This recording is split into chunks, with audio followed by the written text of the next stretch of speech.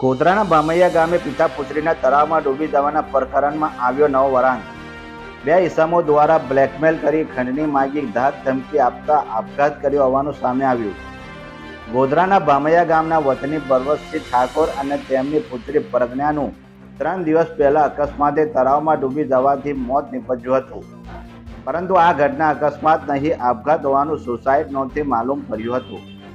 ભામૈયાનો મગન સુંદર વનકર અને હાર્દિક દ્વારા બરવતસિંહને ટેલિફોનિક ધાક ધમકી આપી બ્લેકમેલ કરતા હોવાથી ત્રાસ સહન ના થતા પિતા પુત્રીએ જીવન ટૂંકાવ્યું હોવાનો મૃતકના પરિવારજનોએ આક્ષેપ કર્યો હતો। આ અંગેની ગોધરા બી ડિવિઝન પોલીસ મથકે મૃતકના સગા દ્વારા ફરિયાદ નોંધાતા ચકચાર મચી જવા પામી છે। પોલીસે ફરિયાદ અંગે તપાસની કાર્યવાહી હાથ ધરી છે।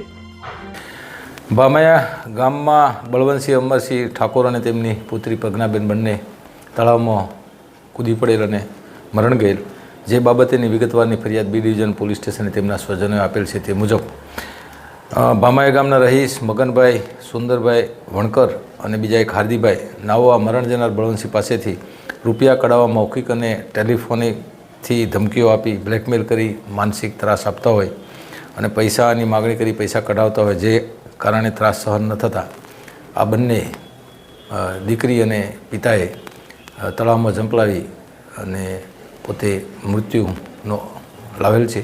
આ બાબતે IPC 306, 384, 506, 114 મુજબની ફરિયાદ બી ડિવિઝન પોલીસ સ્ટેશને દાખલ કરવામાં આવેલ છે। નિયમ મુજબની કાર્યવાહી હાલ ચાલુ છે।